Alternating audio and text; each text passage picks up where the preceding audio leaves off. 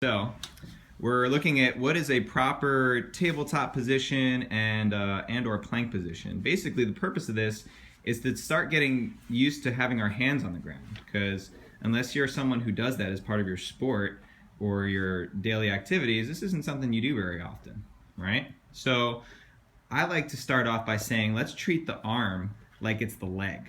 So if we're starting to load weight into the hands, let's just think about what we talked about in standing and the principles of squatting, okay, and getting good alignment there. So for the purposes of this, let's say that the ankle is to the wrist, as the knee is to the elbow, as the hip is to the shoulder, okay? And they're not perfect mirrors of each other, but for the sake of this will be helpful. So let's start with the hands, all right? So we're looking at Phil's hands here. I like to say, start off with your middle fingers pointing in the direction of where your head is going. So if we say your head is north, your middle fingers ought to be pointing north. And that'll bring your wrist into a neutral space. Now for lots of people, this is tough. It's tough to get over the top of your wrist because this is a pretty vulnerable position. You don't get into it very often. So you might need to work into it, and we'll show you how to do that. But just like planting the feet there, you want to plant the hands down. Now I have a favorite term that I like to use called Spider-Man hands. And Spider-Man hands is when you get your hands completely glued to the floor. It's like every point of your finger you're trying to push down into the floor. And what that does is it enables all those muscles in your forearms that go from your elbow down to your tips of your fingers to engage. So instead of just balancing, show us what just balancing on the palms of your hands looks like, Phil. Maybe we can pick that up on the video. Good. And then show us what Spider-Man hands is. Spreading those fingers and gluing them down to the floor. Good. And now, before we leave the wrist, let's just look at what the next piece of that is. Try to go ahead and screw your hands into the ground.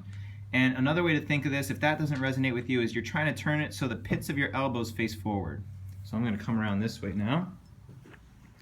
So looking at Phil from up above here, yep. So that's where the elbows go into the easier position, Phil. Elbows will go out, and that'll start to pull you out of Spider-Man hands. But if you screw the hands into the ground and glue them down there, that creates a real stable base for the shoulder to act upon. Okay? Good. Excellent. So that already sets you up pretty well, and we can get into the fine points a little bit later on. But what the next thing is when you're screwing your hands into the ground, the elbows are turning forward, it's putting you in a space where you can pull the shoulder blades so that they're back and down against towards your spinal column. And from here, if we're thinking about this just like we did with the squat, we twisted our feet, screwed them into the ground, pushed the knees out, which is equivalent to the elbows rotating in. All right, and then we activated the glutes, which is pretty much what's going on in the back of his shoulders. There, good. So now, Phil, why don't you go ahead and just kick out into a plank so we can take it to the next level. And if that's enough work for you, then that's fine. That's where you'll work. Now, in order to be in this position, what I like to tell people is you want to try and create neutrality in your spine. So he's going to squeeze his glutes. He's going to tighten his abs a little bit. That's going to bring his spine. It's going to protect his spine because gravity wants to work down on him right now. And for you, Phil, I'm just going to say tuck your chin just a little bit more. There we go. So he's a little flat in his upper spine, but he's in a pretty good position. We'll cut him some slack because he's had a long day. And then we're just going to see how long Phil can hold this before he gets tired.